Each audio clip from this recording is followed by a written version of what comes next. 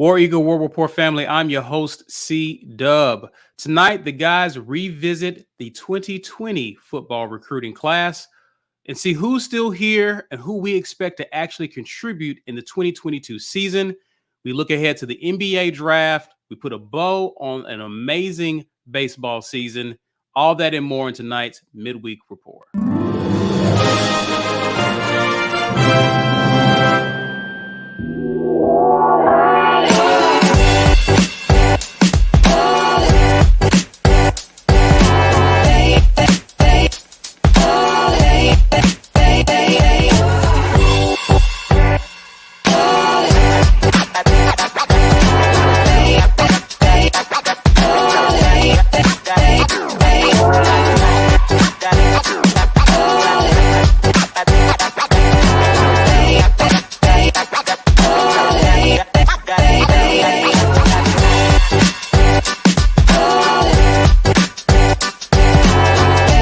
War Eagle, everyone. War Eagle, War Eagle, War Eagle. Happy Wednesday. Happy Hump Day. Welcome to the latest edition of the Midweek Report, brought to you by show sponsor, auburnsports.com. Please head on over there, guys, to get your latest in terms of recruiting and all news regarding Auburn athletics. Shout out to JG Tate and the crew. This also serves as a reminder, guys. Virginia double dribble. Just want you guys to know that before we go any further. Also, we want to show love to those of you who are watching with us, whether it's live or on replay. We appreciate you guys hanging out with us. Do us a favor. If you're on social media, you know what to do. Share this video using hashtag #GetYourWeightUp. Do that. Help people to find our content. Help us to grow our community. If you're watching with us, we appreciate you guys. Those of you who are in the comments, commenting live with us or after the fact, don't be a lurker, though. Smash the like button. If you're new to the channel, please be sure to subscribe, hit the notification bell so you'll be alerted when we do go live. Now, let's talk about being a patron in the off season. We got some great content. Like what? Like all of these great interviews we've been dropping for y'all, man. If you don't know, now you know. The War Rapport membership is the place to be if you want to get advanced access to some of the great interviews that we've got going on.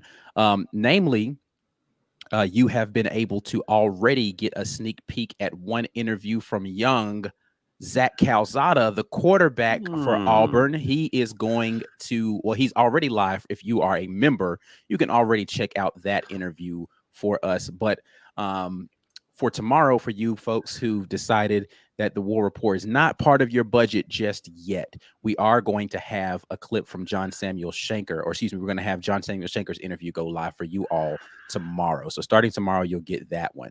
Hashtag get your weight up in the comments if you want to be able to get this free AU t-shirt today. We're going to be giving that away, sponsored by War Eagle Oil. If you want to get that in on that drawing, make sure you are hashtagging get your weight up in the comments, and we will get to that.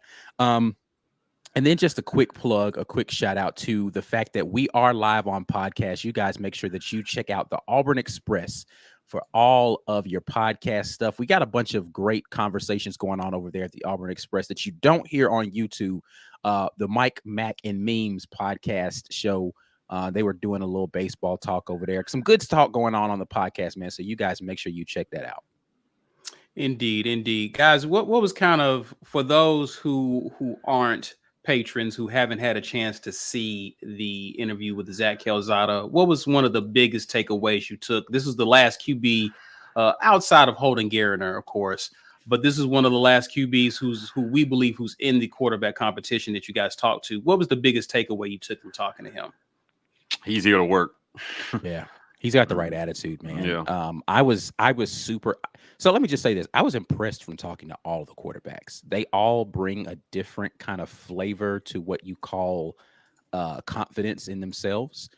Zach Calzada was very narrowly focused on working, as Mike G put. Like he was, because I mean he's having the rehab process, but he was just really all about. He's like, look, man, I'm here to. It's basically to him. It's like, man, I'm here to get a job done. And my job is to go out here and win this starting quarterback position, and then I'm gonna go out here and win football games. Like that. It just seemed very no nonsense. This is what I'm here for. Forget all the rest of that stuff. I love the attitude that he brought to it. Yeah, I agree. He's not here to play games. You may think football is a game. Calzada does not, and he's not here to play it with you. He came to work. He's here on a mission. It's pretty much why I took away from it. Yeah. Like, he is definitely here on a mission. Yeah, this is a business trip for him. Yeah, for sure. So I mean, he's not going to give you the warm and fuzzies about Toomer's lemonade and Auburn traditions. He's going to go out there and win games, man, and be the best quarterback that he thinks that he can be. So if he wins it, I think that's the right attitude. So we'll see. I mean, it's a long time until September, so we'll see. Lawrence, appreciate you watching with us, man. You got a comment here that I want to highlight. He says Zach Calzada interview was fire, basically called him a mini Harsin. And again, it goes back to who this coaching staff is bringing in. They're of a certain type of mold. They have a certain type of mentality. Would you guys agree with that? Yeah. Work hard, work. Yeah. Indeed. Well, listen, let's get into the actual show and let's kind of talk about the 2020 commitment class. I think it may have been about 2 weeks ago, we revisited the 2021 class and we looked at who all was still here, who was no longer with the team, and who we were expecting to actually contribute in the upcoming season. We're going to go visit the 2020 class. So without further ado, here is that class. Drum roll. I ain't want to do it because I ain't want to sound trash like Mike. We need a new drum. B does sound effects. That's his department. So here they are, a pretty big class, as you can see here. This class, according to Rivals, the top recruit of this class was obviously Tank Bigsby, who was the 5th running back nationally. He was the 8th recruit in the state of Georgia and the 45th overall recruit in the 2020 class. This class was actually ranked 10th nationally. This was a top 10 recruiting class, but it was ranked 7th in the SEC, according to Rivals. To the left and the transfers in, these are guys who are still currently with the team. Highlighted by Tank Bigsby, Zeke Walker, especially if you're having a strain to see this with your eyes. Had to get all these players on here, but Wesley Steiner, Zevian Capers, J.J. Evans, Malcolm Johnson Jr., Desmond Tisdall, Kim Riley, Brandon Frazier, Killian Zaire, Avery Jernigan, Brendan Coffey, Tate Johnson, Jeremiah Wright, and Marquise Burks were part of the signees. Transfers in, Brandon Council. These are the guys who are still with the team. What's interesting, though, is you look to the right of guys no longer with the teams. At the top, you have Jay Hardy, who's now with Liberty, wide receiver Kobe Hudson, who's at UCF, athlete Ladarius Tennyson, who was in the secondary for the past couple of years, is now at Ole Miss. Chris Thompson Jr. is at USC. Eric Reed transferred to Georgia Tech. JJ Pegues is at Ole Miss. Marco Damio, who I think he transferred out very quickly with Auburn. He is at UCF. Romello Height is at USC. Elijah Canyon is at Purdue. Shayo Garnett is at Tennessee State. Grant Loy has exhausted his eligibility. I'm pretty sure we'll see some jokes about him coming up. Dre Butler is at Liberty. Nick Curtis is still in the portal. Kalen Newton is still in the portal. And Daniel Foster Allen is at South Alabama. So, guys, when you look at this class, pretty impressive class on paper. But when you look at who no longer is with the team and who's still here outside of Tank, we haven't gotten a lot of production from this recruiting class. Mike G, I'll start with you. What are some of your initial thoughts with this class when you look at it? Do you want me to keep it up while you talk? Yeah, just for a second. Listen, my spiel on this is short. Development was non-existent. The guy, Tank Bigsby, was the highest rated recruit in this class. He was your one can't miss prospect in this class. And outside of that, these guys there was talent here. I want to stress this. I'm not down on these kids' talent because there was talent here. But how they developed, I think, is in large part why we made a coaching change. I'm looking at guys like, Wesley Steiner was a little disappointing. If you look at the offensive tackles that came in that class, Killian contributed a little bit when Troxel got hurt last year for the most part. But, I mean, looking at this list of guys who are still here and even the ones that are gone, who can you say really got developed any outside of Tank? And I'm not even sure how much we developed Tank. I just think he's that dude. Yeah. Mm-hmm. I mean, I think he's the guy that you recruit because he's going to play no matter what. Outside, and this list is only one in a long line of lists where our best player wasn't on the team in the following year or the year after that. So at least we held on to our best player from this class. I still think guys like Xavion Capers, have a chance if, depending on what's going on behind the scenes this is a talented kid. I mean, he's got size, man. He's got ability. Malcolm Johnson has a chance to be, a real contributor in the pass game this year. So we'll be interested to see how that plays out. But I mean, again, outside of those guys, you're just looking here and you're thinking, man, was this really if we had to go back and re-rate this class, is this really the 10th class? I'm not sure. We had a couple guys that followed Gus to UCF, and you're looking at that list. Elijah Canyon, I'll die on this hill, was probably the best receiver on the roster last year. He didn't see the game. Yeah. So I'll be watching to see how he does at Purdue. I really want to see if he breaks the lineup instantly at Purdue. And then a bunch of names. Some fans may be like, who was that? Nick Curtis. I mean, I think he was a transfer in. Kayla Newton, played a limited role. He had a couple catches in games, but I don't know, man. This is not a sexy list of recruits. I'm hoping that when we do this a couple years from now in the 2021 class, in the signees, we see more names on the left, and we could talk about their contributions a little bit more. I just don't see a lot of contribution on this list, significant contribution.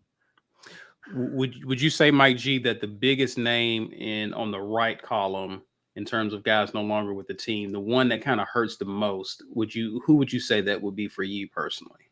It's close between Jay Hardy and Kobe Hudson. Like, I'm not super broke up over Kobe Hudson because I think we saw what he could do, but I thought Jay Hardy was going to be a guy that had a chance to be somebody, man, in this offense. You know what? I'm sorry. It's Elijah Canyon.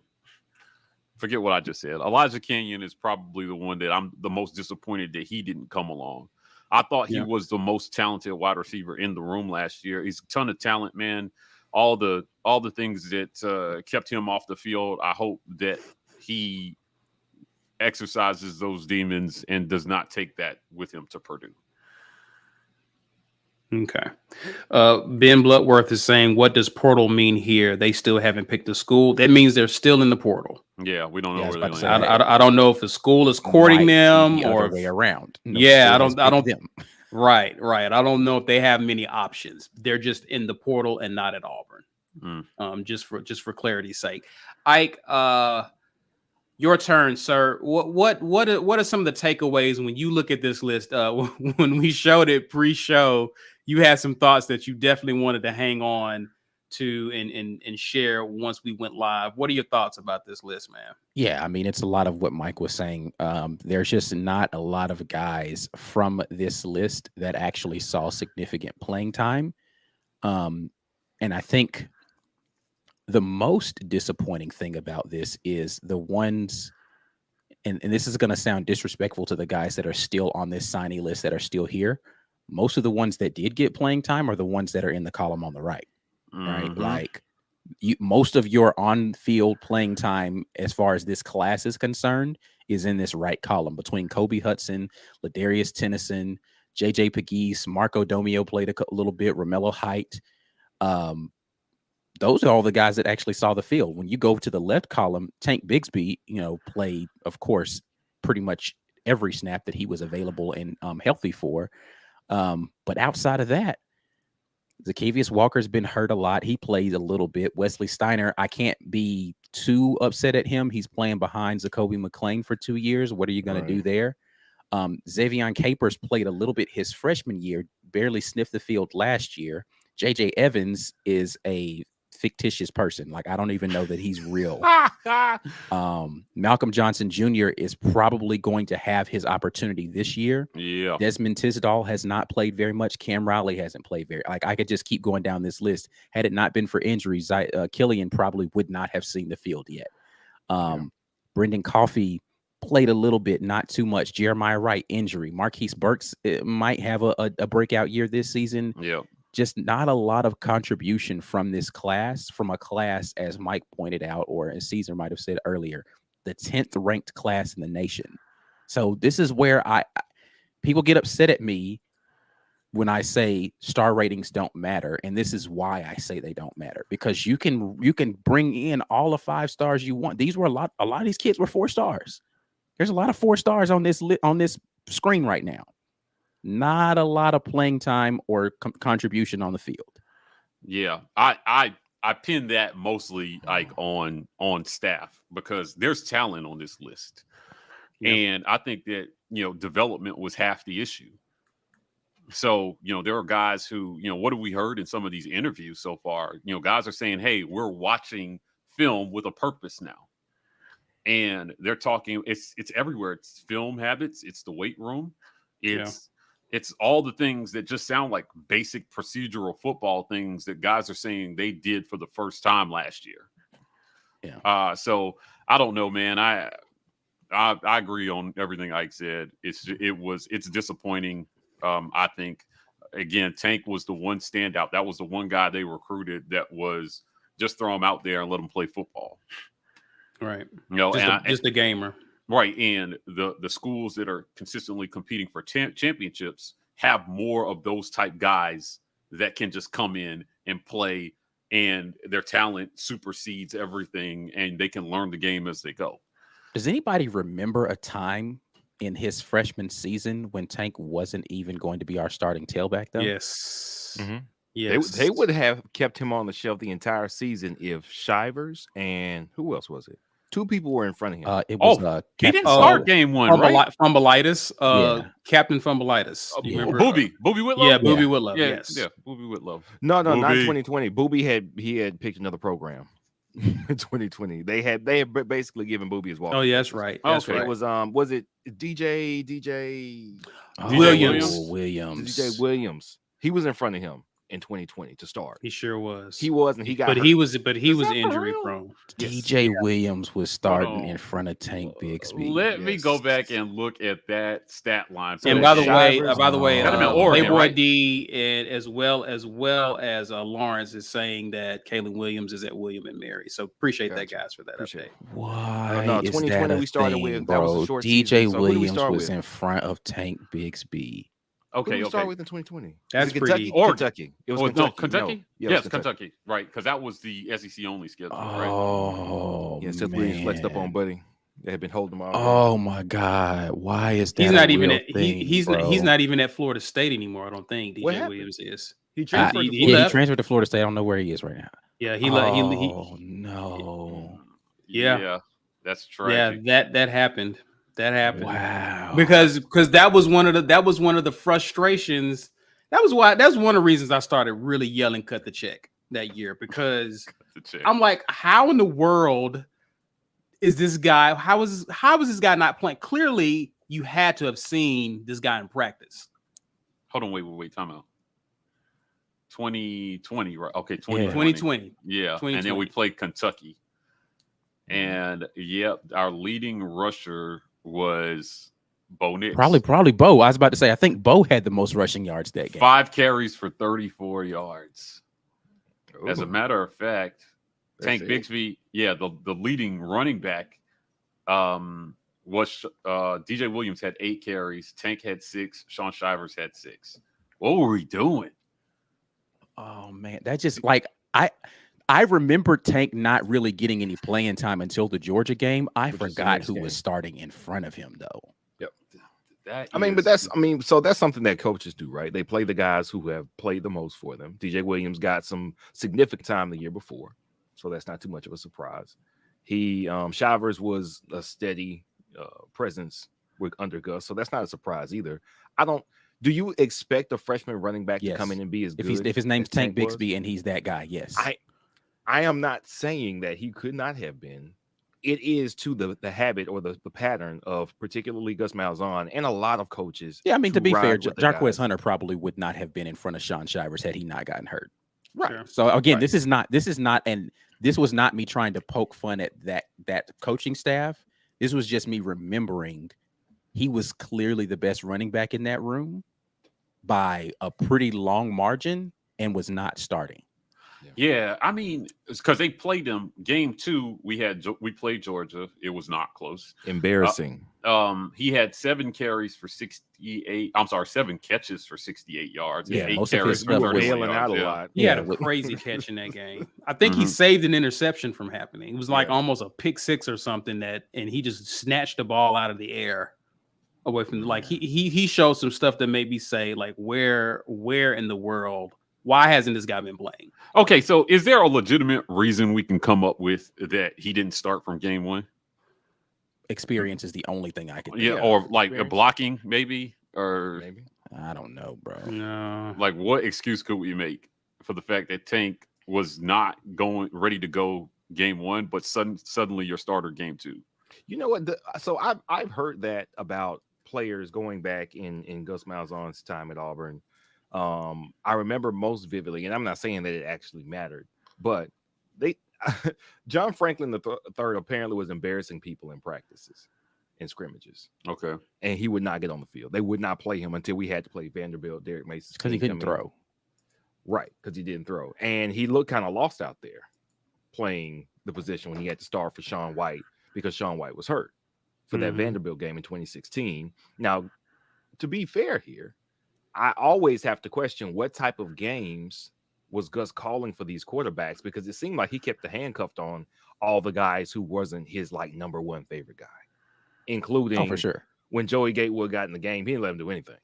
When Malik Willis got in the game the first year he was here and he thought he was about to do something, he was like, nope, listen, you're going to hand the ball off, man. That's all you do.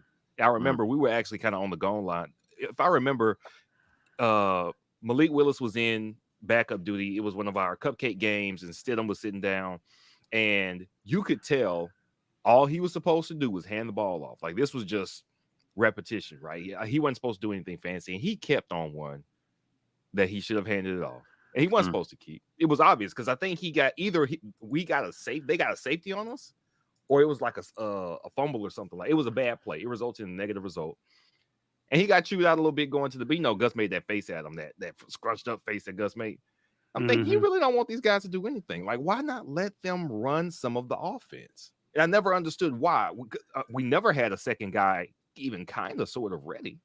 Even when we thought we did. We thought Jeremy Johnson was going to be the next coming before he got the starting role, because every time we saw him in mop-up duty, he was fine. But apparently that was smoke and mirrors, because when he finally got the spotlight on him and got a chance to do his own thing, and they're finally calling offense for him, he didn't know what to do. So It doesn't surprise me that not only did Gus not call plays for the second quarterback ever, but it doesn't surprise me that there may have been guys in practice killing it, but didn't get the starting nod or didn't get significant snaps, because that's something I've heard going back a while. Lawrence says it was a safety against Alabama State 2018. That's what it was. Steel trap. But Lawrence has the best steel trap because you remember the game. Thank you, sir. I'm in shock about the guys who they would not let go out there, but then they threw Bo out there first game, right out the gate. Okay, that's right. I mean, but then they threw Bo out there. The inconsistency about it, right? And now let me tell you, Tank again about this 2020 class. Tank Bigsby was, again, your can't miss prospect. He was your absolute come in, contribute immediately player. And you played him game 2 like he was a starter. So I don't know what. Only because of injuries, though. Right. Yeah. That's the only reason he saw that game was injuries. Yeah. Right. And I'm like, okay, but then explain the logic to me the year before, because to me, especially at the quarterback position, if you're going to put a guy out there game one, Frosh, he either no spring or he just only went through spring. That's your can't miss transcendent prospect. That's the guy that puts your team on his back and says, I don't care how bad the line is. I get it done no matter what. Now we see that very rarely in college football. Game one as a freshman. Think about it. Who was the last freshman you remember that came in and put a team on his back? Johnny Manziel? He was a red shirt freshman. Yeah, So I'm about to say he Right. was not a So true wasn't freshman. even not even really a true Chris freshman. Leak. What about Chris Leak. You talking about from day one? From day one, Okay. fresh out of high school, just got your high school diploma. Y'all celebrated at Applebee's, and now you're the starting quarterback of a major Chris Division I Leak. program.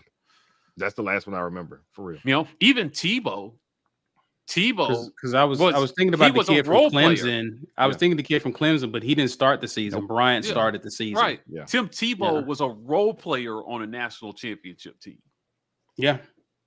right? So They had packages they had like a package for Tebow, like at the goal line. Blake Robinson is saying Trevor Lawrence. No, That's he who I was didn't. thinking. Kelly But that's who I Bryant was didn't thinking start of. game one. He Kelly, yeah, he didn't start game He one. didn't That's start who I game thought one. of too. That's who I thought of too. But no. Kelly Bryant got injured, didn't he? Jalen Hurts. So No, we talked about this the other night. I think he may have gotten injured. Kelly Bryant. Well, they were splitting time with No, Kelly between Bryant them. got injured. Yeah, He got got injured. But they were But splitting them he before. didn't get his job back once he got Right, yeah, that was a wrap. And that's when he transferred. And What he year was chose to that? leave the team at the end of the regular season. That was 2018. That was 2018. So Kelly Bryant started the season, but Dabo intentionally was giving Trevor Lawrence like entire drives, Yeah. including the very first game, because they knew they had something. And Kelly Bryant didn't apparently like that. And at the end of the season, after they had won it, no, it was before they had won it. I remember this. He left the team at the end of the regular season, if not during the season, because they asked Dabo if Kelly Bryant was going to get a championship ring. Yeah, you're right. He was And a he was leading like, no. passer in 2018. Yeah. 9 of 14 for 137 yards and 3 TDs. Game one. Yeah. Yeah. So Dabo was like, no, I'm not giving him a ring because he left. He shouldn't have left. I ain't telling him to leave. I ain't make him leave. And listen, Kelly Bryant was 11 for 17 for 132 yards and a TD and no interceptions. So it's not like he went out there and had a crap game. Right. But they were able to see, Kelly Bryant was a winning quarterback. Yeah. And they were still able to see, hey, this is the more talented guy. Let's go with it. As a freshman. I mean, I don't understand how everybody else gets this right and we get it wrong. Well, I think too, Mike. I think what you have to keep in mind is we don't get Trevor Lawrence here. That's well, get it right when you got Trevor Lawrence. I mean, well, see, come on, right, but another thing too is that you're not developing at that position either. Right. So it's difficult to get that talent, number one, but then two, over a period of time, you're going to be depleted at that position. Right. Because you don't. So you're in many cases, you're put in a position where you have to start a kid who probably shouldn't be starting because of his talent, because you haven't done much with the talent that you had. And you've been relying on transfers to come in and bail you out. That's how you end up playing a freshman at quarterback. I have a hypothetical. I know we're talking about 2020, but since we're talking about talent evaluation, we talk about this a lot. Caesar and I were at the 2015 Chick-fil-A kickoff in Atlanta in the Georgia Dome. They tore down the Georgia Dome, sadly, shortly after that. But I remember Roderick says Aaron Murray. True freshman? He may have. I don't know. Yeah, we got to know. Give us a year. What was his freshman year? I remember standing in the stands next to Caesar, and Louisville put a guy in the game. And there was a Louisville fan next to me, and I turned to him. I was like, who is that guy?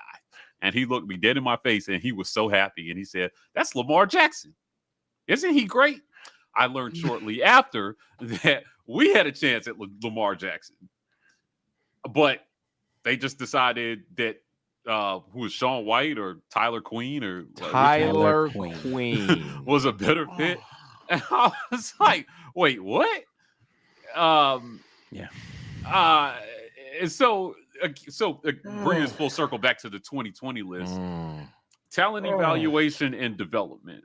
talent evaluation and development is why we don't have more guys on that left side of that chart talking about the contributions that they've made. Because I'll die on this hill. I think that Tank may be getting some development this year, but he was just that dude. So unless you're going to do what B says Saban and Kirby Smart are doing, is just recruit so many players that are ready made to come in, and you can just throw them out there and they're going to dominate, then you have to be better. You have to be better at picking players, or you have to be able to develop players so that you can bring these other guys that need development along slowly. And then when they're ready to hit the field, they can be that dude game one. Yeah, and that's been the essential issue. That's why you see Bo Nix start game one, because we missed every quarterback prospect we brought in before him, and they were like, we got to throw him out there. And then you misevaluated Malik Willis, or you underdeveloped him. He was good. He was good enough to be drafted in the 3rd round of the NFL draft. Right. So I mean, he had the talent. I just don't understand it. And you picked him.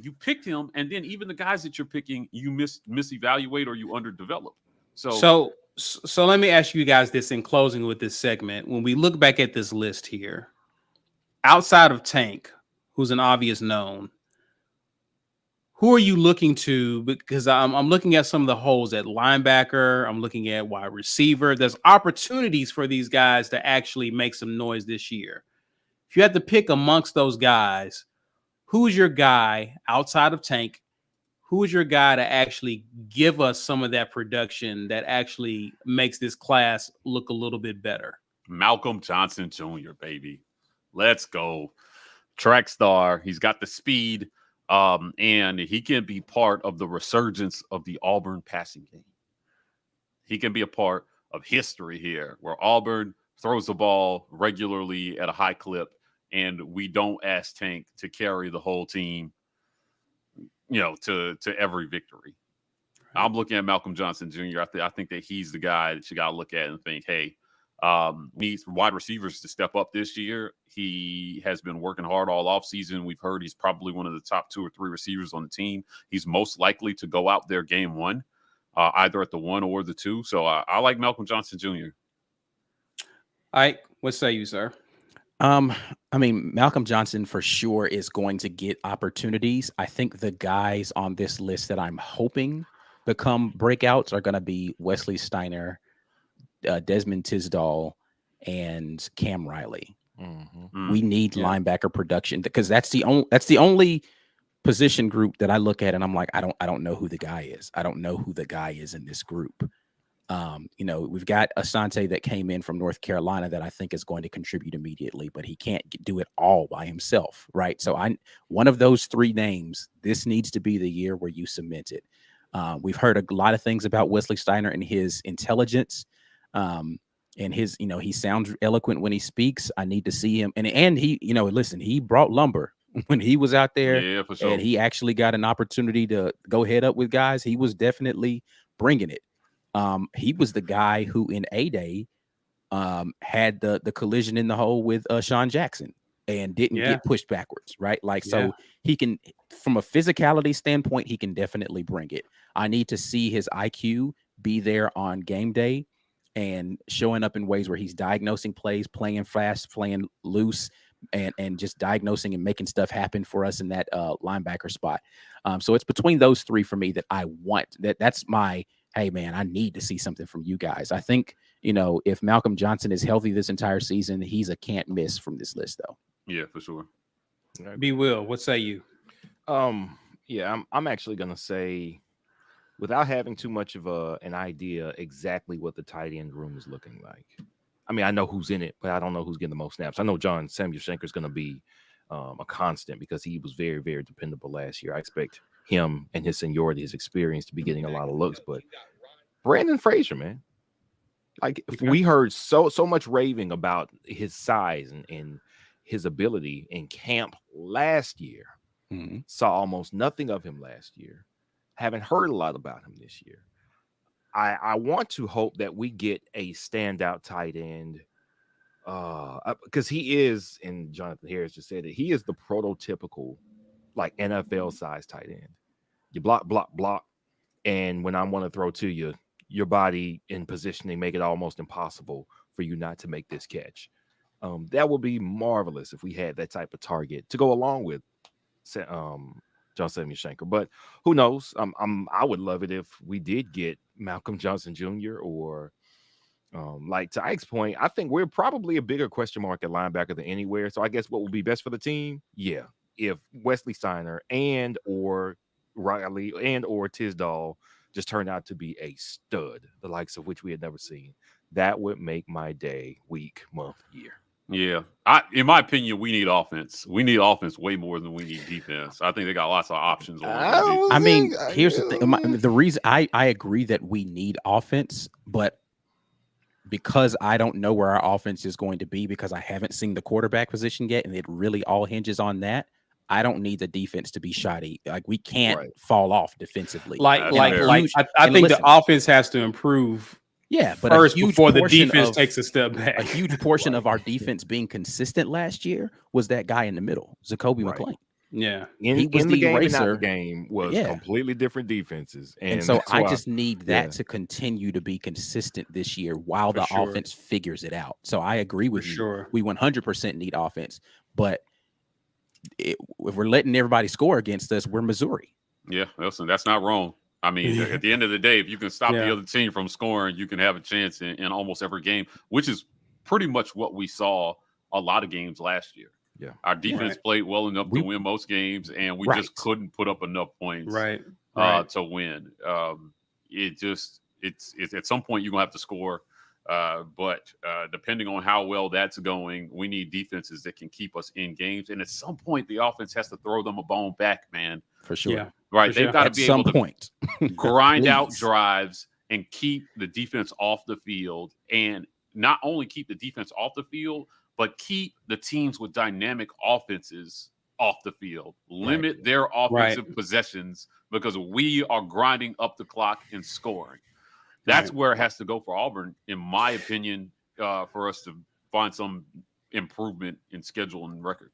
And it's possible, man. I remember, and I know we want to go to break C.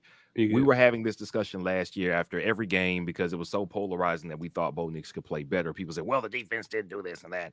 I remember watching an NFL game last year, and I think it was the game that, Mike, you went to, this game on a Sunday, and where the Washington team played Tampa Bay. Redskins. Yeah. That was my first time seeing Tom Brady. Yeah, because you wanted to go see Tom Brady. Yeah, that's right. They were down by like a possession. Washington got the ball with like 14 minutes left in the fourth quarter, did not give it back. They kept the greatest quarterback of all time on the sideline by possessing the football.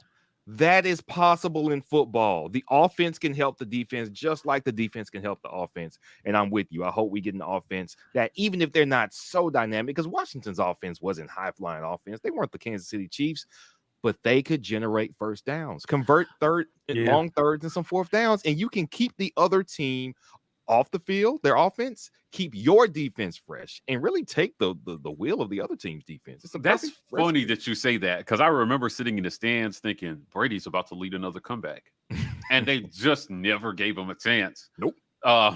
They grinded out the clock. They ran the clock out on him, and then that was it. We need some of that magic, I think, and hopefully Jarquez Hunter stays healthy all year, and if called upon, Damari Alston and Sean Jackson are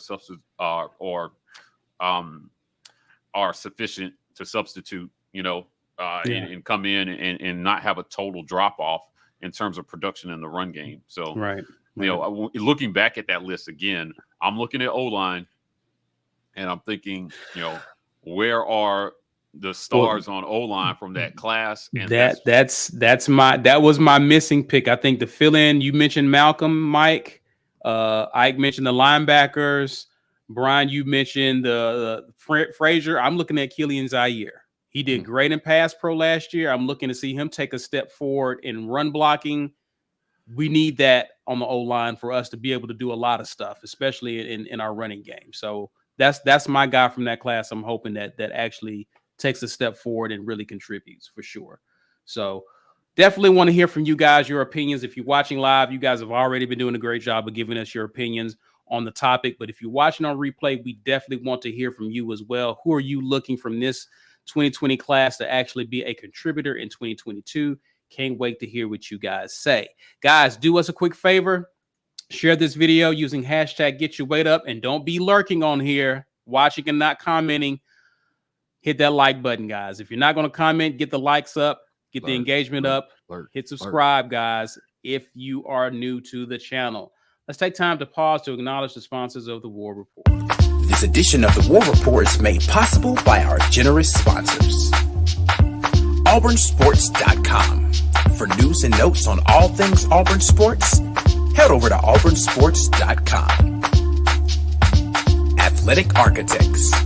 For young athletes looking to secure their financial future, let Athletic Architects help you to build your financial house. Head over to BuildTheHouse.com. And our giveaway sponsor, War Eagle Oil. War Eagle Oil is your #1 place for all of your motor oil and related products. For more information, visit WarEagleOil.com.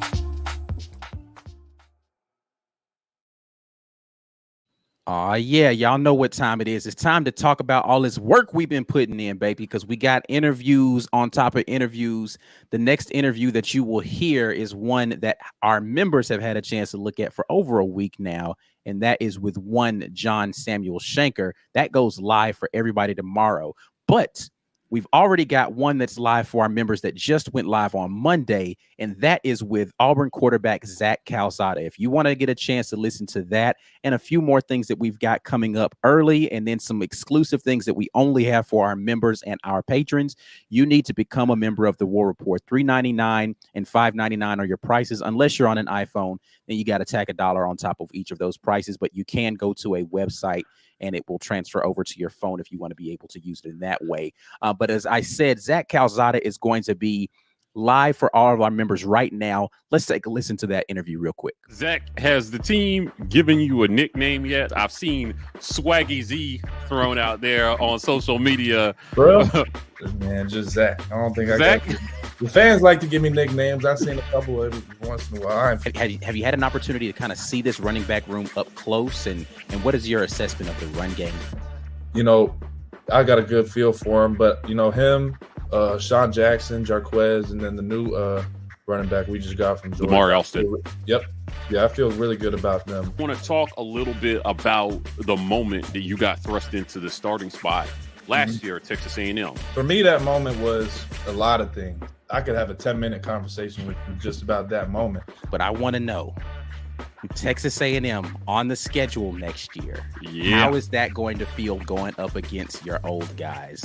It's going to be another game, but there's going to be a little to it. You know, I spent 3 years out there. You know, my heart was out there for a while. Better or worse is the name of this game. Food in Auburn. Actually, you know what? We got Waffle House. I'm going to say better. Better or worse weather. Better or worse women. Oh, wait. Say it again for the people at home. I'm telling y'all. It is what it is. I'm doing what I can.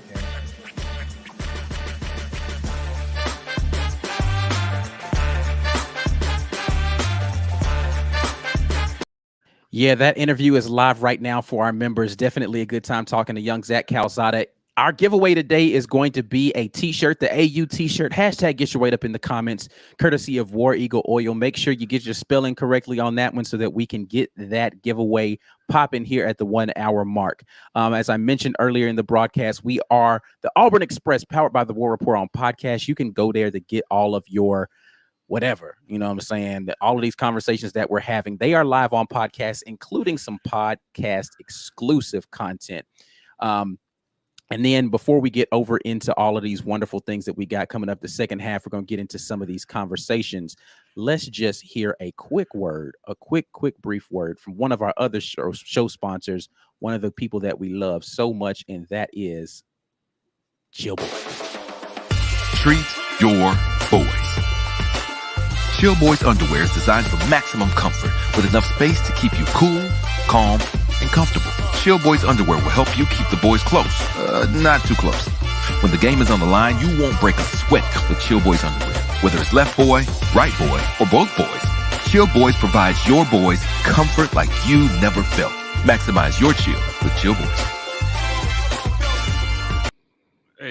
Chill Boys. A lot of you have been buying Chill Boys underwear and weirdly telling me about that experience. So continue to buy their underwear.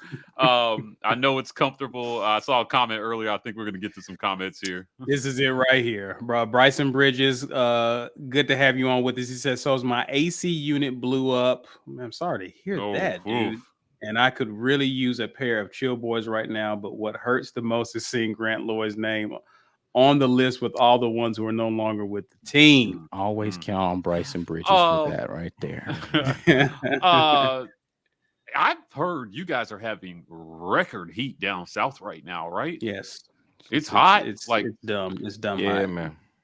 man. It's dumb hot down here. Yeah. Ain't no fun. Yeah, let's get to some more of the Super Checks exclusive TV. Appreciate you, man. I feel that Tennyson could have made something. I do too. Felt like he was on the verge of something. Yeah, but so here's the thing, and this is not a shot at Darius Tennyson. I just think that room is so full of talent. Yeah. Like I mean, even with him being a very talented guy, and I hope he does well at Ole Miss in every game except for the one where we play them. But I just don't know how much he would have seen the field with all the talent that we have in that room, man. Like it's just there, the safety position, which is what he was playing, either that or the slot corner or the nickel. We got so many guys there, bro. Like even after him being gone, like yeah. So it's a tough room, man. And I do think that he's a super talented guy. I liked he was just hard nosed, a good open field tackler. A little undersized though, and yeah, man, we'll see. Hopefully, he does really well at Ole Miss. Like I said, sounds the game we play. Indeed, Jazzy Joe. Appreciate you. 100 for the 3 fire interviews I watched today. And Calzada is a brother. Prove me wrong. Awesome job. Listen, as always. I checked with the ancestors, and they said that you might be right. Ancestors say you might have descended from some of them dudes. Appreciate you, Jazzy. Exclusive TV comes back and says, realistically, we all know why Bo started. I don't realistically know why Bo started. Does somebody have a realistic reason? So, if you're at home, Isaac agrees, but he doesn't agree. He agrees, but he doesn't agree. That's what just happened there. Right. Exclusive TV says, if the talent that you have already can't produce or you can't develop to be a dog, how could you bring in dogs to start as freshmen? Yeah, I mean, good point. Listen, it's not just about going after. Guys have to want to come here. Right. And that's the thing that frustrates me so much when people start talking about why, the current coaching staff can't land this dude, can't land. It's like, why? Tell me why they would want to come here right now. If you are a high caliber quarterback, why? Give me a reason why this is the place if you are a phenomenal wide receiver, what, like you're taking a bet on not just yourself, but that some other recruits are going to see the vision as well. And they've been able to convince some guys to do that, but they're going to have to find the diamonds in the rough right now until they start winning games. Right. This is that we are unfortunately in the position that our basketball team was in before Coach Pearl got here, which is y'all ain't got no hoopers there. Why am I coming there? Right. And then we go out there and we prove it with some dudes that people didn't think were supposed to be able to be that good. And then people were like, oh, wait a minute, but they got a coach now that can get hoopers to the league. Okay, well, you gotta go put it on the field. And I think there's a comment in here that says this, or there's somewhere in here. I saw it earlier. I don't know where it went. Somebody said it earlier, asking about, and I was, and basically you got to win, bro. Like the reason why we haven't been getting a bunch of commitments. Oh, here it is right here. The question from Die Hard War Eagle, side note, when are we going to get some real commitments for this class? Blake Robinson answered, when we win some games. Yeah. I mean, listen, it's wait and see for a lot of recruits on Auburn. Auburn is not the place right now that you pick right out of the gate unless you're a legacy or you're in state and you always wanted to come here. Right. Auburn is, let me see what these guys are going to, they're on my list, but let me see what these guys are going to do. Because right now, early commitments don't really mean a whole lot at this stage. Right. And that's the other thing too. Who cares? Like they don't mean a whole lot. Kids what you want to NIL means they're shopping around right now. They're going to wait. Right. They're going to wait to see who offers top dollar, where they can get all playing time, money, fame, women. All that's got to be a package that you got to give to athletes these days. And I think that there's no rush. Women? Ah, man, we definitely didn't hire the right coach. They might give away the game, man. There are coaches who would have been perfect for that offer. Right. So I'm just saying if I'm a recruit in this day and age, I'm not in a rush to make a decision unless one of the schools that I am choosing is running out of room in their class. Right. Which is something that coaches have done before. If a kid is waffling, they'll pull their offer. In retaliation. I've seen coaches do that. They will pull their offer for a kid that is waffling to either force his hand to sign now, or so they can move on and start recruiting somebody else. Yeah. Like, we got to offer this to somebody. You don't want it? Cool. There's like 5 other dudes waiting to get this offer. And that's usually what coaches tell as well. Like, we got a dude who really wants your spot. You need to make a decision. Yeah. The NIL, I think, has tipped that into the player's favor a little bit. Yeah. For sure. Jazzy says, "Happy Father's Day, fellas. I missed the last show. Appreciate you, my guy." Thank you, sir. Appreciate that. Exclusive TV, appreciate you, man. I believe in score until they stop you. As opposed to the ball control that we were talking about. Yeah, I mean, which I'm not mad at that philosophy. It's great if you can do it. Yeah, I mean, ideally you do both. Yeah, you ball control and you score at the end, right? Like absolutely. I agree wholeheartedly with that. Appreciate that, guys. Listen, with the time we got, let's discuss.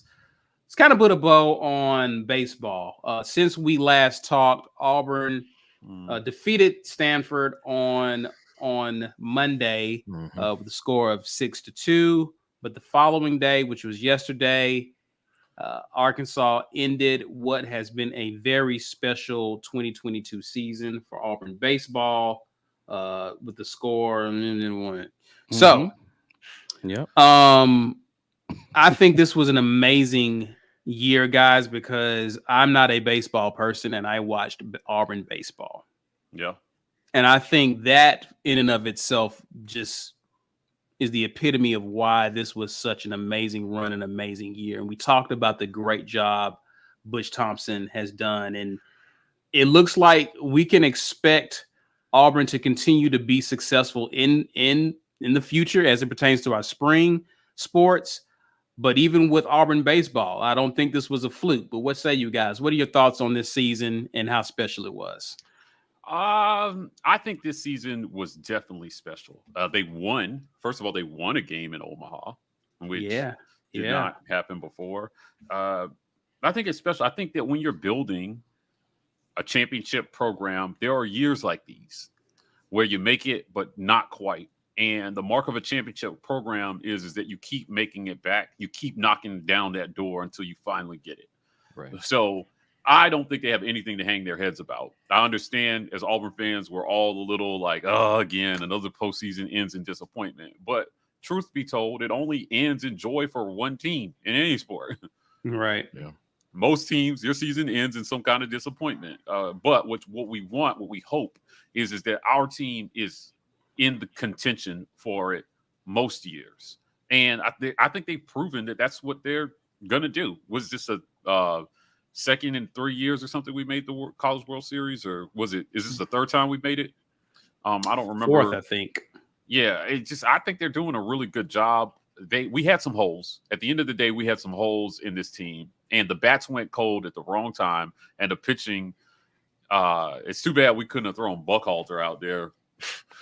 I know he's a closer, but damn, they just tagged us up, and their pitcher just gave up nothing we didn't attack like I felt like Butch Thompson said he wanted them to after the last games that they won. And a little bit of a hot take here. In my opinion, great player, but Sonny D was a little bit of a no-show in Omaha. In my opinion. You're you're muted. You're muted, Ike, if you're talking. I was saying that's not really a hot take. I think his batting average would bear that to be true. I think he had maybe 3 hits in the series, but a couple of them were like in a garbage time. They weren't meaningful hits, right? Like he had a rough time in Omaha for sure. Yeah, I think when I watched him, it looked like he was pressing a little bit. He was attacking, but maybe just pressing a little bit, like swinging for the fences. Yeah.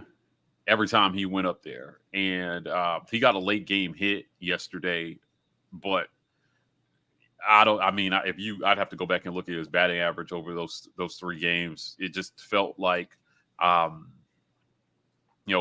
Foster got hot for 1 game, but where were the bats, man? Where were the runs? Minus 3 innings in 3 games. We really did nothing offensively in Omaha. So I'm sure they'll go back to the drawing board and look at that. They've got to have some. It feels like to me watching this tournament, if you lose control early, it's hard to recover. Mm-hmm. And statistically in baseball, not a lot of runs are scored after the 6th inning. So if you go into the 7th inning down, the chances of you coming back to win are very slim because teams are throwing their aces out there to close down games. Yeah. And they put their ace in at the start of the game, and they just kept it rolling off the pitching mound. I also feel like they got an assist from the Sun in left field. Oh, for sure. Yeah. Our guys were not having an easy time tracking fly balls, and there were just a couple out there, weird bounces off the wall. It wasn't our day. And hats off to Arkansas, man. They were the better team clearly yesterday, I thought. Yeah. I thought that they beat us more than we beat ourselves because they went out there and hit and did what they needed to do. Yeah, it's hard. Yeah. I mean, when you win 11-1, it's hard to convince me that we beat ourselves in that regard. They beat us pretty soundly. Yeah, I mean, other than the Sun, there weren't a lot of things that we did wrong in that game. We just were getting dominated by good pitching, and their hitters were taking advantage of when the pitching from our aspect was leaving stuff hanging over the plate. Like it was just, they did what they needed to do to get the W. So yeah, that's a fact, man. It was rough. Real quick, let's again, congratulations to the baseball team on an amazing season. And what I like about this, anyways, I like the fact that we could potentially end up getting the benefit of the doubt for hosting regionals moving forward, because that was an area of controversy. Did Auburn deserve to host? Well, we went to the college baseball World Series, so hopefully, with us continuing to have seasons like this, we'll begin to earn that respect moving forward. So congrats to Butch Thompson and those guys for an amazing year. Let's talk NBA draft, guys. The NBA draft is tomorrow, and we all know who's front and center for that. Jabari Smith is the odds-on favorite, guys, to be the first player selected by the Orlando Magic in the NBA draft, which will make him the highest drafted player for Auburn in his history. Also, Walker Kessler, we did a facts or non. We talked about Auburn having potentially 2 guys drafted in the first round. He has been projected to be a mid to late first rounder. According to ESPN's latest mock draft, he was selected to go or picked to go 19th to the Minnesota Timberwolves. This will also make it the first time in Auburn history where you have multiple players drafted in the first round. How amazing of a night will it be, Mike G or B? I'll actually B jump in here. How special would it be, man, to see history made on both accounts? Auburn has its first player picked in the NBA draft and multiple players selected in the first round. I think it's going to be an amazing night, no matter what, because I don't think Jabari goes outside of the top 3. And even if he's not number 1, I don't like Orlando a lot for him.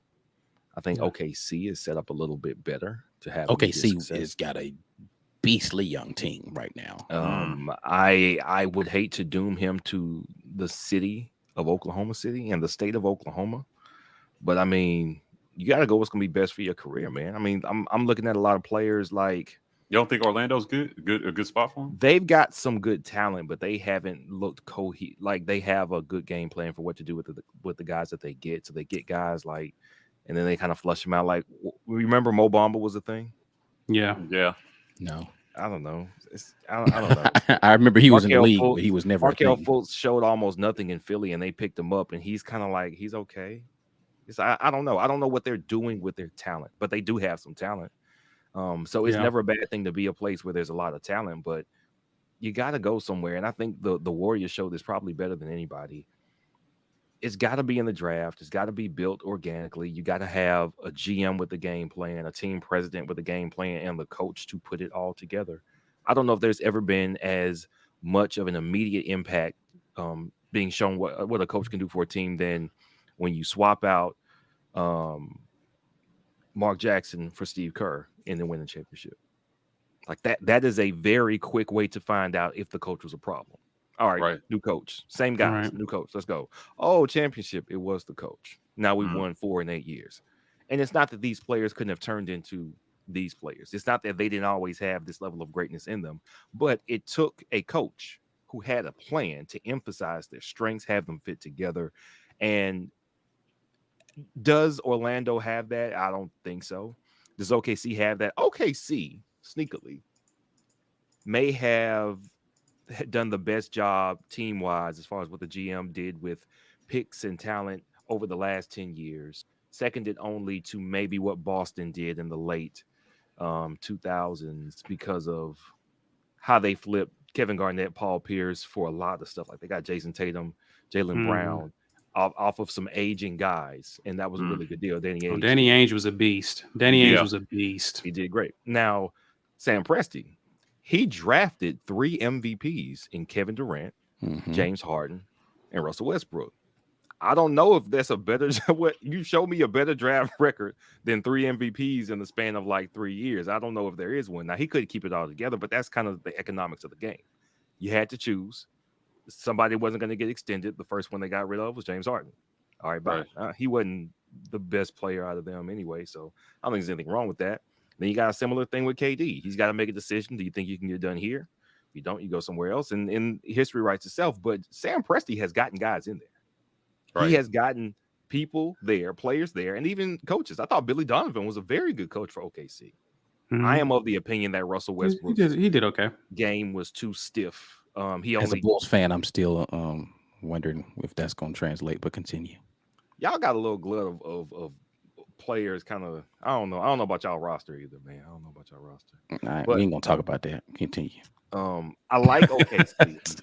Because I do think that can't talk about Golden State with Ike. Can't talk about the Bulls with Ike. just don't talk to Ike.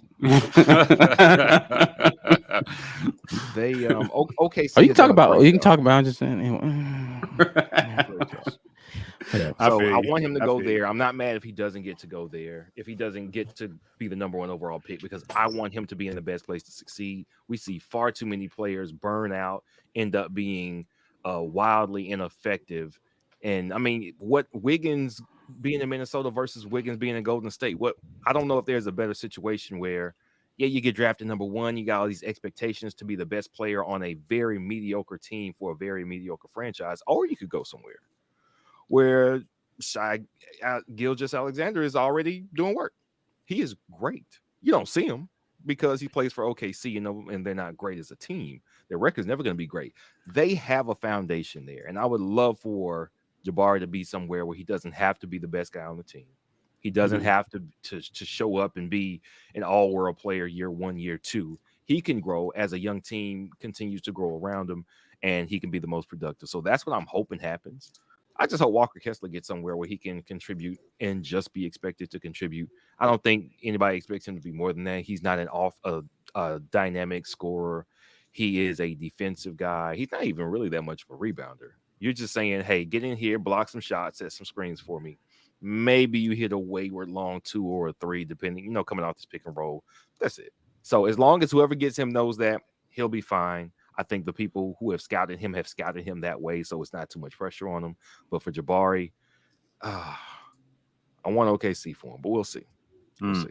If you hate Orlando, do you wish Chet Holmgren on them?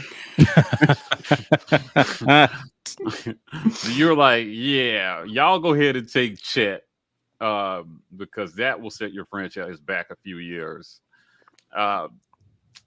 If Chet Holmgren gets taken number 1, shut down. Yeah, what will you do? Shut down. I may refuse. Like, I don't even know. I don't even want to talk about what I do if this kid gets taken number 1. I just that's a question I got here. Sean wants to know. I wonder if Mike G will break something if Jabari doesn't go first overall. Yeah. I mean, I think it's not really about Jabari going first more so than it is don't pick Chet before. That's the likely person. Or why not? Or the kid before, because I've decided that he's trash.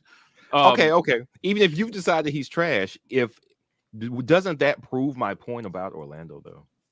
Yeah, that's why I asked the question. Like, hey, yeah, like you can't be mad because it's almost like a win-win. Right? Yeah, right. Yeah, right. Yeah, for sure. I mean, I don't have any feelings about Orlando in general as a franchise. I know Chuma is there, right? Mm-hmm. Right. So, I'm rooting for all Auburn alum in the NBA to do well. So I don't necessarily want to see Orlando do bad because of Chuma. But isn't where's JT Thor? Who's he playing for?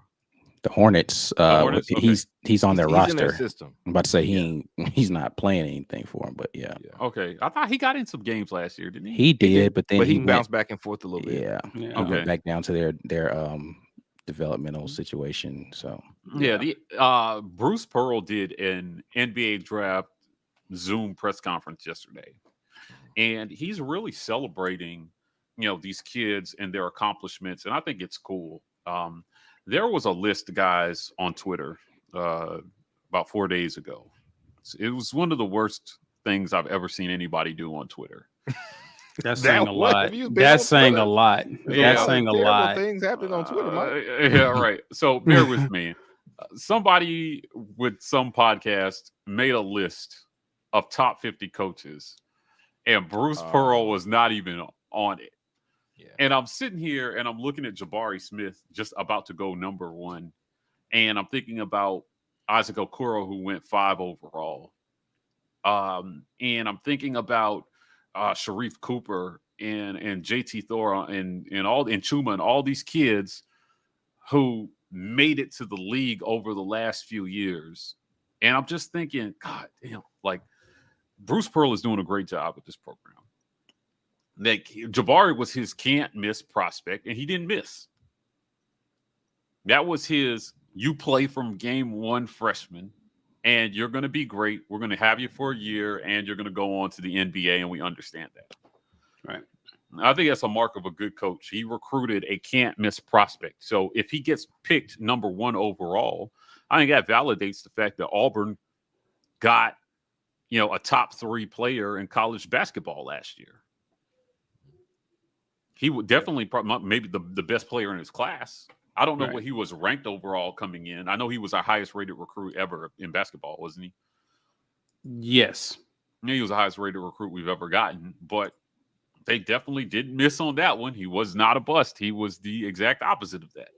So every NBA draft, I think for the next 7 years or however much time Bruce Pearl has left on his contract, I think we're going to be celebrating the development and the job that this staff is doing in recruiting. Because look at a kid like Jabari, and then who was Bama's can't miss guy last year? J.D. Davidson? Yes. Yes. Feels like they missed on their can't miss. Yeah. So it is possible, and this is why, to Ike's point, even in basketball, stars sometimes don't mean much because these kids get stars, and it's really hard to project and evaluate talent at the high school level. I think it's maybe a little easier in basketball to find a guy who can come in and be a game changer his freshman year than it is in football. Of course. That's for sure. Yeah. But you can still miss. You can still miss. Bruce Pearl Agreed. doesn't miss. He's not missing, if you ask me. Yeah. We'll see. He I- may have missed on I- one, but I don't want to say nothing. Wait. I like. No, I'm trying to think. I'm just thinking about like guys that we have on the team. Have any of these guys been misses? And I don't know. I keep that to myself. Wait till after next year. We'll wait till after he's gone, and I'll tell y'all in 2 years or maybe a year if he was a miss or not. Yeah, I Okay. mean, I think that transfers are a different game than high school recruits as well. Mhm. So, like, if you get a transfer in and I don't know if you can't miss transfers unless something happens, right? Sure you do. Like, is there an example of that? A can't miss Walker transfer? Kessler? Walker Was he- Kessler? was he a our can't defense? miss? Our defense was fantastic and phenomenal. But you're saying because that he in was in the middle. hindsight. I'm talking about like when he came in, were we just so sure he was going to be that? No. No. Nobody saw Walker Kessler coming last year. No. Yeah, If you say you saw Walker Kessler coming last year, I'm gonna. So it's I'm gonna need about whether or receipts. not you could look at him and say, "Oh wow, he's a big deal," and he gets here and he You're is. Yeah, that's projecting what- talent. Can't miss prospect in my mind is someone who everybody was like, this is gonna be the guy, and then they got there and he was the guy. Yeah, But in fairness, though, if you're that guy, you're probably moving on to the league as opposed to another school, right? That's kind of true. I mean, there are some people who, like, there are people who would think Broom is like a can't miss portal prospect, where Okay. like he's gonna come in and he's gonna be an impact player in the SEC next year. Mhm. So if he doesn't contribute next year, you're gonna say that was a miss. Like Okay. we thought he was gonna be somebody, but he ended up not. Yeah. But I mean, to B's point, they don't normally transfer. They normally go on to the league. The only reason that he's even transferring is, I think, is because the scouts needed to see him against some better competition. correct. Yeah, Right. because a lot of people overlooked him coming out of high school, so he had to go to the school that he went to, and now he's developed some, and he's got some eyes on him, man. He drew some attention to himself, and he has to just take that extra step and proving himself on a bigger stage, Right. before he can take the next jump to the NBA. Yeah. Because he wasn't a can't miss prospect coming out of high school. Yeah, for sure. It was not. If he was, then we would have seen him at a better program. And now he has a chance to say, "Hey, I'm a can't miss, NBA draft pick." But I just think when I think about this NBA draft, it just makes me think about how good a job Bruce Pearl is doing with basketball. I thought that Agreed. baseball capped what was really a remarkable spring for Auburn sports. Yeah. Final Four in gymnastics, NCAA tournament, SEC championship in baseball. Picked to finish last in the West in basketball. I'm sorry. Picked to finish last in the West in baseball and made it all the way to Omaha. Right. Come on, man. What they're doing, give Alan Green a raise right now. If Brian Harsin wins 8 games, and we don't renew Alan Green's contract, I'm gonna protest. If he wins 9 games, I'm definitely gonna stage a sit-in outside Jordan Air or something. Like, I just don't know. I think that we have a chance to be in really good shape in almost every sport. Like, Auburn is becoming a premier sports destination for high school athletes. And that's not even, I don't think that's a sunshine pump. Just look at the results and the development. These aren't one-hit wonders either. Right. Look at the development of baseball over the last 4 or 5 years. Look at the development of basketball over the last few years. Look at gymnastics. We've always been good at equestrian, so I don't know how you recruit. I don't know where you go to recruit equestrian athletes. I feel like they find you more than you find them. But like swimming and diving, we just hired a new track and field coach. Yeah. Leroy Burrell, I think is his name. So I'm just interested to see how this all pans out. Bruce Pearl is the one that brought the everything school kind of moniker to the forefront, and he's a big part of making this happen by getting kids into the NBA draft on the biggest stage they will have been on in their entire lives. So shout out, congratulations to Jabari on a remarkable season and his contributions over this year. I know he only spent 1 year here, but he'll forever be an Auburn Tiger. And I hope that he has the kind of NBA success that we seriously consider in a few years, putting a statue of him outside. Well, Bruce was one of the things before we get to the giveaway. Bruce Pearl basically said that Jabari is kind of that next in line athlete in which we talk about Bo Jackson, Charles Barkley, Cam Newton. He feel like Jabari Smith can be that next athlete, Auburn athlete. So I look forward to seeing what he does in the next level. Again, if he's taking, I think it's a win-win. If he goes number one, it's something that Auburn can brag about, and it'll be amazing for him. But if he goes number two, watch out for that young OKC squad in the future for sure. So best of luck to both gentlemen. Congrats and War Eagle to those guys. Guys, go ahead. We're about to do the drawing. We are giving away an AU brought to you by War Eagle Oil. There, please drop hashtag get your weight up to enter the win. And because it's your boy Ike drawing, he ain't waiting for you because you had an hour and 16 minutes to get in there. So if not there, you shout. What you got, Ike? Let's do it. Boom. Let's hit it. Giving away a t-shirt today, courtesy of War Eagle Oil. 2 LB for AU Bird. What's up, man? Hey. Come on in here and let us know that you are here so that we can get this shirt over to you post haste expediently and all of those things. Yep. And exactly while we wait for you, let's take time to acknowledge another sponsor of the War Rapport, Rogue Shop. This episode of the War Rapport is brought to you in part by Rogue Shop. Looking to reduce stress or improve your quality of sleep? Rogue Shop has you covered with a wide range of premium products, including gummies, bath salts, and oils. Go to rogueshop.com and use code RAPPORT when you check out. That way, they know we sent you. All right?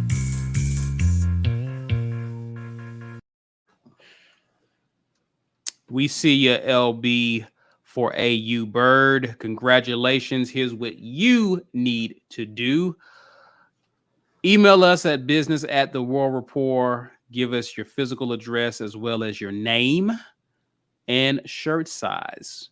Congratulations again, my friend. Appreciate you. All right, let's get into it, guys. Before we get out of here, spent a lot of time on those topics, but let's get into some of the fan questions here. First question, or comment, I should say, is by James Barnett. It says, man, these guys are buying in. You can see and hear it from every interview. Thoughts on that, guys? I think the buy-in is worth at least one game that everybody expects us to lose. And I'll tell you, there are lots of teams in this league that have more talent than we do. But I think this staff has taken the mindset that who cares? We're going to outwork everybody. We're going to outwork everybody. I was told a story. I'll tell this story. I was told a story about they run decks every Friday in the stadium. They go up to the stadium and they run decks. And I don't know how comfortable I feel giving names, but like there was a player who ran his decks in weighted vests. And the coaches decided, you know what? Let's challenge these guys. And they brought weighted vests out and gave guys the option to pick up and run their decks in a weighted vest. If you've never run stadiums, I don't recommend it unless there's a purpose. Right? Like he was about to. I was wondering where you was going. Yeah, I don't recommend it. Like you have to have a reason to do that. And these guys, some guys picked up the vest. There were guys on this team that picked up the vest that accepted the challenge, and they were worn out. And I heard there were people throwing up, and there were just all kind of things going on there. But I think it symbolizes the attitude that key players on this team are going to have because they have bought into the hard work mantra. And I think it's going to be good for a game that everybody expects us to lose, and Auburn goes out and win because they picked up that weighted vest in the offseason, and they're going to outwork somebody in the fourth quarter of some game this year I promise. Yeah, for sure. And I again, like that, Mike. I love the edit. those weighted bets. Pick up Auburn the best of triumphed life. that day. Remember I said this. Mark this 6/22/22. Jeremy Redney says, I hate to back us up here in the chat, but am I the only one that cracks up every time B Will's intro comes up with Jimbo Fisher steals man's girl? You B know Will what? don't like it. I don't like that because I ain't never had my girl stolen and from anybody. That is false. Mike put that on there without clearing it with me first, but the very first episode it ran, folks were like, "Ha, that's hilarious." We're like, all right, fine, we'll keep it. That's it.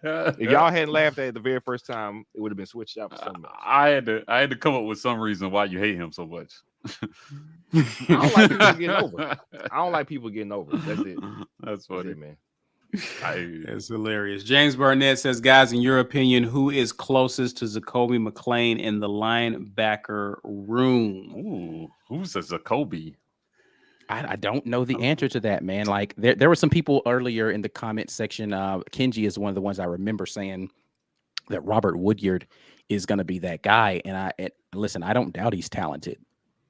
The thing I always caution people about is falling in love with measurables and high school tape, because and I haven't seen a ton of Robert Woodyard's high school tape, but you have to put it up against, was he like just physically more dominant than the guys that were around him? Like, did he already have like technique and, was he like just being a baller doesn't always mean you're going to like, there's certain positions where like running back's one of those positions where it's harder to miss on running back, because if you're just physically gifted, you're physically gifted, unless like you're going to be like ethereal and you just got like crazy talent. Like it's harder to just miss running backs. Quarterback is a tough one to evaluate in high school. Wide receiver is a tough one to evaluate, and just about every defensive position is almost impossible to evaluate in high school. Like you have to go off of measurables, because it's very rare that you're going up against talent that's comparable to you week in and week out for high schools. Because like how many good high schools are there going to be that you play against every week? Your district, right? Like just every week you're going to be playing against high caliber. It doesn't happen a lot. Like there are very few, like there's some places in Texas, there's some places in Florida, and there's some places in Alabama, there's some places in Georgia, right? Like, and that's why you see a lot of recruits come from those areas, because they're playing against high caliber athletes. But it's just really tough to evaluate that stuff, man. And so, listen, I hope that he's as good as everybody thinks he's going to be. And he definitely has the physical tools. I just don't know the answer to that yet.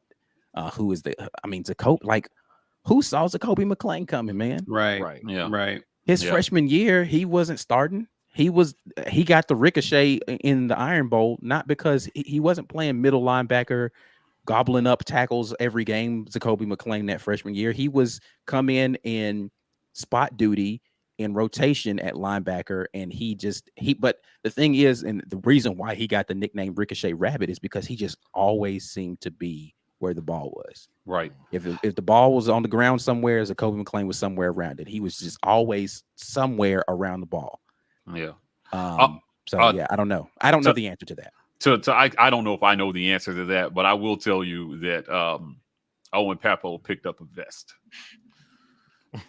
So we'll see how that pays off in the fall. And this is a guy who dealt with a lot of injuries last year, so I'm sure he knows that there's a hole to fill at linebacker, and I'm sure he's chomping at the bit to fill it. For sure. And also, I thought I'd make a really good point about how hard it is to evaluate, because you're never playing another team filled with Division I prospects in high school. Right. Yeah, it just almost like you might have one or two guys on that other team that's going to be but and you may not even be going up against them, right? Like a Division I DB versus a Division I wide receiver doesn't happen very often. There are 1.1 million high school football players in our country, and only 6% of them play college football. 6% play college football. So it's really difficult to evaluate when you can't. That's why these kids go to these camps, right, to test themselves against the best of the best, and coaches can see, okay, here are the can't miss prospects versus other can't miss prospects. Let's see, how they stack up. Right. And that's I guess that's the other thing that's tough about the term can't miss prospect when you go into evaluation for football players is that you have to have such a keen eye for talent, man. Like you've got to be able, like, I'm not a recruiter by any means. I don't have to evaluate. I just look at stuff differently when I go and look at tape. I don't just go look, oh, look, he made a play. That's one of the reasons I listen, we didn't have a show then, and this is not revisionist history. If you were my friend, then you would know I was never excited about Joey Gatewood, ever. Yeah, there was never a time that I was ever excited about Joey Gatewood as a prospect. When I watched his tape, I was like, I don't see it. And these were highlights. I was just like, I don't see it. What is everybody so excited about? Because he was the measurables of Cam Newton. That was it. I never saw it. Not a single time when I turned on his tape. I was like, I mean, he looked okay, but I just wasn't suiting. And people were trying to hype me up about him. Oh, man, he's the next Cam Newton. I was looking at the tape. I'm like, no, he's not. Did you guys see Cam Newton in high school? And then go look at Joey Gatewood's high school tape. Right. That's your challenge for today. Go look up two things. Cam Newton's high school tape, if you can find it out there on the internet, and then go look at Joey Gatewood's high school tape and tell me those are the same athlete. They're not. Cam's just different, bro. Like, there's not going to we can put away the fantasy that we will see another Cam Newton. You're not supposed to be. Everybody talks about there's no way TJ Finley can be fast. Look at him. He's 6'7". Cam Newton was 6'6" and 250 pounds. He's a freak, and man. Moved like a freaking running back. He outran Peterson. He outran Peterson against LSU. Yeah. That's not Joey Gatewood. I don't care what you tell me about Joey Gatewood. He will never be that guy. There's not going to be like, you just don't can throw the ball. You don't get all three of them. You might could get one or two of them. You might get tall and can throw. You might can get big and can run, but you ain't going to get big, run, and throw all in the same package. Right. No. How did that conversation go? Josh Allen is like an anomaly out there on the football field, right? Like, it's just not a common occurrence. So I just need people to stop trying to remake dudes. It just ain't happening. How did that conversation go? I imagine Gus running into like a conference room with the other coaches out of breath. Like he ran all the way from his office. He's like, guys, we found the next Cam Newton. His name is Joey Gatewood. Somebody get him an offer right now. I just don't know how you missed that badly. No. You know what? Okay. The same thing you just described with him running from his office and say, you got to see this kid except for Kyle Frazier. Oh, man. Kyle Frazier. Wait, he was 25-star 2011 Shiloh class. Shiloh. That's where Gus. That's where Gus came from, right? Yeah, so he was still there. Yeah, he was battling with Barry Trotter. That's right. In 2011 for the job after Cam. Because I remember, because we won a championship, they had this little like reality show on ESPN about picking the quarterback, right? So they followed our team through fall camp. So like, all right, so he's gonna battle it out, and they were looking at somebody. Gus and Chizik were like, so who's that remind you of right there? Yeah, that looks like Cam, doesn't it? Oh my god! And then we have cut. Frazier is like the worst quarterback we've recruited in like 30 years or something. He couldn't throw. He literally couldn't throw. God. He looked lost out there. Listen, I have never seen was a deer in headlights was a person. Exactly going to. That's like almost if verbatim. A deer in headlights was a person. You would see replays, like, because you know how like they have the camera that like pretty much shows you like the quarterback like into his eyes. Yeah, you would see replays of Kyle Frazier like taking snaps, and his eyes would be like, it looked like an anime character. I was like, yo, why is he so? I mean, God bless him, man. I don't know what he's doing with his life right now, but he was not ready. 5-star. That was not his ministry. I think after Cam Newton, we were all just like, all right, let's keep this quarterback train going, right? Like we finally got a quarterback, because we get one like every 6 years, it feels like. Yeah. Jason Campbell, it was 6 years between Campbell and Cam. And then we only had to wait like 3 years until Nick Marshall got there. another 4 years on Jarrett Stidham. And we've been waiting ever since Stidham.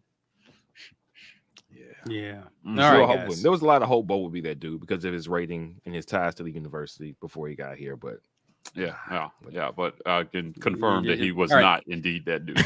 Eli, loving my chill boys. Yeah, my guy. Awesome. When you buy, leave a review and tell them where you heard of them. The War Please Rapport. do that. Like Jesus says, AB, when will you be coming out with your bums list? funny enough, I did quite a bit of work on that today, and I like the direction it's going. I'm trying to figure out how many it's gonna be because there are bums who are bums right now who I can't wait to hate on. And there are also bums who will show themselves over the course of the season. We're going to find some new bums. You know, we're going to have a coach jump in front of the mic after a tough loss and blame some players because he's a terrible coach. And then that guy's going to climb the rankings really quickly on the bum list. So I have to space it right. But we're going to get something out to you guys. Definitely. SEC Media Days, I think, is going to be the jump off right there. Okay, that's going to be when we're going to launch episode 1. Get this thing going the right way. And no, number 1 is not going to be Jimbo because I can't give y'all the heat so soon. I need Jimbo to have a terrible season so I can. He's going to get 2. Jimbo might get 2. He might get 2. Listen, but speaking, did anyone get a kick out of Klay Thompson calling Jaren Jackson a bum after the yes? You know what? Okay, so I don't know if y'all we talked about the 2020 season. So Klay, when they won the game, right? They played Memphis during the regular season. Golden State. Okay. 2 out of the 3 of the core 3 were hurt. They were not playing. All right. So Memphis wins the game by like 30 points or something. It was a blowout. And then Jaren Jackson, great rim protector. He's a good player. He gets on his Twitter and says strength in numbers, or like the praying hands or something like that. Okay. And so apparently the entire team has just been keeping receipts on anything like this for the entire season or longer. They made a list. they didn't have. They was mental. They didn't write anything down. They were like, no, him and some clown. He was like, clown, strength in numbers, huh? You ain't been here before. He was. They were also. He called him a bum. He called him a bum. Now he didn't say Jaren Jackson. I don't believe that he didn't know who said it. He remembered. He knew exactly who said it. Dude, he tweeted from his account. Jaren Jackson tweeted that from his account. Klay knew who said it. He didn't say his name. Said it, but he knew who said it. It was they all took the rounds, man. Draymond calling people out, Steph calling people out. But I think Draymond now some people said, would "Welcome say, back to the Warriors invitation." I thought that was hilarious. They all been screw Draymond. Screw Draymond. He's a bum. Make sure you just honorary on the B Will's bums list. Draymond put him on the list because you wanted to bet the props. Screw him. Screw him. I don't even know why you bet it. That's on you, man. 20K. All he had to do was hit 2 free throws, and he barked at the refs the whole game, and then fouled out early in the 4th quarter. Screw him. I'm so I will never root for Draymond Green ever. No, you should never bet that he's going to give you 8 points in a game. That's where you messed up. All the games he decided to just be a complete jerk the entire game. I mean, and they lost. Like, I just didn't understand. I was like, dude, just play basketball. Shut up. And then the foul that he fouled out on, it was so stupid. It was like trying to steal an inbound pass or something when you know you have 5 fouls. God, he sucks. All right. He doesn't suck. He plays terrible. He does not. He just awful person. Kelsey Gardner says, y'all see the betting odds moved up to 6 wins. I put a little money down when it was 5.5. Yay, my guy. Yeah. I'm actually glad it moved up because there was no value in over 5.5. It was like -150, which really wasn't the value I was looking and then you for, have an opportunity for a push at 6 now. So yes. This is actually the perfect time to bet it. See, Yeah, I learned something last year. This is why we got to bring betting with B Will back, man, because I actually learned something listening to B Will talk about this stuff. I didn't see I couldn't have had that take right there that I just said to y'all unless we had betting with B Will last year. But I just said something that was actually on point right there. And we're going to do prize picks as well. and find some collaborative wages to put down this fall as we go into the college football season. It's gonna be fun. Nice. Yeah. All right, guys. Let me run through the rest of these questions. Roy Strong asks, will we have a QB1 named by the midpoint of fall practice? What do you think, gentlemen? I think I think it's fair. Yeah, I mean, I don't remember when Bo Nix was officially named the starter last year, but it was pretty early in fall practice. I think after week 1, they were like, yeah, he's gonna start game 1. But I will stay with the context of starting week 1 does not mean starting week 3. Fair enough. Fair enough. Yeah. Hugh Rayleigh says, thinking back on going both ways. Pause. Yeah. Dang, you beat me there. Which running back will make the best linebacker on the current roster? I think that's easy, man. Jarquez. He was actually a linebacker when they recruited him. People were projected him at linebacker for other schools, but he said, "Nope, I'm playing offense." Yep. I wish we had done that for Lamar Jackson instead of expecting him to play wide receiver here. Mm-hmm. That's the song. Pulling back old wounds. We saw a wide receiver in the NFL MVP turned us down and had to go to Louisville. All right. Thanks, Gus. Hey, do you think he might make your... Never mind.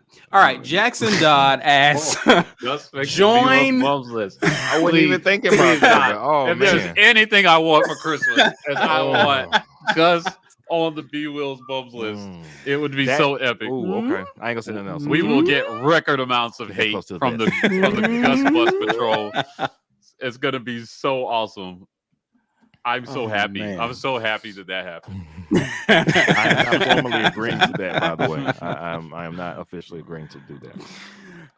Jackson Dodd says, joined before, had some tough times, came around and had stopped supporting, and just blessed to be back, part of the group War Eagle. Bro. Glad to have you back, Jackson. Glad the tough times, man. Even if, show up even if you're not paying, bro. Like, just for be sure. Here, for sure.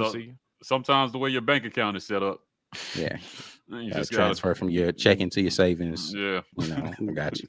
No, it is what it is. Ed asked, who was worse? Trotter? Frazier was the worst. Mosley? Frazier. Oh. I don't even remember Frazier completing a forward pass. Frazier. He did complete a forward pass. I don't remember it. That's wait, hold on. It's a screen. It went a little forward. I can remember Jeremy Johnson making competent throws in his time at Auburn. Well, he had that amazing half against Arkansas. But I'm saying there was never a point in time where Frazier got into a game and I was like, oh, that looked pretty good. Right. Not a single time. You know how I can always find something like, okay, well, like he and the guy y'all keep bringing up are in the same list of why at quarterback. Like, what were we thinking putting this person in a uniform that had Auburn on it and having them go out there and play tackle football?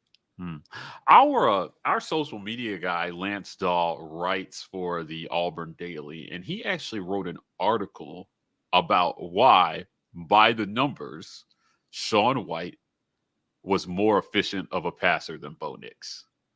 Sean White was not bad. Yeah, I don't even think that's a reach of a statement. And Sean White threw the ball a lot. He just didn't have a strong arm. Yeah, I think that was his biggest thing. He broke down the numbers, and I got to say, I was like, this is actually a very solid argument. Ooh, sorry, Mike. He added an extra. I don't even think he never got significant. He never played though. He never played a game. Trotter, Mosley, Frazier, Wallace, Johnson, White all played. Yeah, right. Roy was never in danger of playing anything. So except himself. But you played yourself, son. You ain't started. Okay. Now, last before we get out of here, Nick Owen says, "Will Jeffrey Mba lead in tackles for loss this upcoming year?" No. I don't think it's gonna. I don't think he's gonna get enough snaps to be the leader in tackle for loss, just because of how much we're going to be rotating on the defensive line. I think it's going to be Derek Hall, Kobe Wooden show on tackle for loss. I'm gonna go with Kobe Wooden. I think he'll probably be the leader this year, unless we have a linebacker steps up and does his best Mbaugh's imitation. at tackle, right? Yes, He's at tackle, and is Wooden playing edge? Is he edge? He's going to be defensive end. He's going to be in interior. Yeah. Like he probably. I would just think one of the edge guys would lead in tackles for loss. When was the last time we had a tackle lead the team in tackles for loss? Kobe Wooden was pretty close last year. Yeah, he was one of the leading. He was up there. He was one of the leading tacklers. Yeah. All right. Yeah, I think he has the highest. He has the most tackles of players returning. So that's why I will lean his way. But we should surely see. Ike, hold on. Let the people. We forgot this one right here. Did we miss that? No. Hold on. Let's do it. We can't just do it the right way. You're right. Yeah, you can't just yeah. Welcome to another Jazzy Challenge. He got smart and stopped putting it on his Twitter. I checked earlier. Location challenge. Where am I for a 150 for the state that borders? Somebody earlier said Pennsylvania, but I'm gonna go Illinois. He got gas 2 days ago. No. I'm gonna go Ohio. I'm gonna go PA. I'm gonna say he's in PA. I'll go with PA. Haley says Missouri. James agrees with you, says Ohio. Oklahoma. Texas. All right, we'll see. Nick Owen said right, Derek Brown leading in tackles for loss. Is that a thing? I don't know. While we're waiting on the answer here, I will check that stat. On sports. I'd be surprised. Tackles for loss. What year though? I mean, I don't know any of the years. He's saying that maybe Derek Brown was one of the ones that led in tackle for loss as an interior lineman. Ohio was the correct answer. Boom. Oh, boom. Ohio. Hey, we got it. We're on a roll. Hey. Appreciate that, Jazzy. I tell the people why they need to become a patron. You need to become a patron because Jazzy is awesome, and you want to be friends with him, and he only accepts friends on Twitter that are War Rapport patrons. Facts. I don't know if that's a thing. I just made that up. But no, for real, we got a lot of exclusive stuff coming your way as a patron. You definitely want to get on board with that. As we get closer to the season, we'll start unloading the clip on some of those things. But for anybody who's a member, you will get easy access to this wonderful interview right now, live. Zach Calzada, up and available for all members. You just need to go ahead and get that membership on and popping. If you didn't get an opportunity to win something today, you can go over to our merch store. That is at thewarreport.com. Just cop some yourself. You know what I'm saying? Hit the catalog button, get in there and purchase some of this great War Rapport gear that we have available. We've been talking about them a lot today, but one of our partners, Chill Boys, is always out there for your chill. Left and right boy need a little comfort. We got you hooked up right here. Use the code Rapport and get 15% off of your purchase there. If you want to be able to listen to the War Rapport and you are on the move and you don't want to have to sit and, have your YouTube app up, all that kind of thing, you can go over to any podcast place. We are the Auburn Express, powered by the War Rapport. On all those places, got a lot of exclusive things there. And last but not least, we are partnered with the Lee County Humane Society. It's a hashtag Save All the Puppies. If you want to be able to contribute to that, just hit the About section of our YouTube channel. There's a link there to our thing where you can donate there, or you can go to the website. The link is there for that GoFundMe as well. We appreciate all of y'all. And guys, before you get out of here, you know what to do. Please be sure to share this video on your social media. Help people to find our content. Help us to grow our community. Smash the like button, guys. Please help us with our engagement. Don't just be out here lurking. Definitely get the thumbs up, guys. Get the likes up. Help us and subscribe to our channel. If you happen to find us on YouTube, hit the notification bell so you will be notified when we do go live. Guys, we're out on social media. That's Twitter, Instagram, Facebook. You can find us at The War Rapport. And if you're out there on TikTok, we are at TW Rapport. That's it for now, guys, but we have great content coming up. Please be sure to hang out with us this upcoming weekend when we go live for the weekend tailgate. But until then, enjoy the rest of your week. And as always, War Eagle. War Eagle. War Eagle.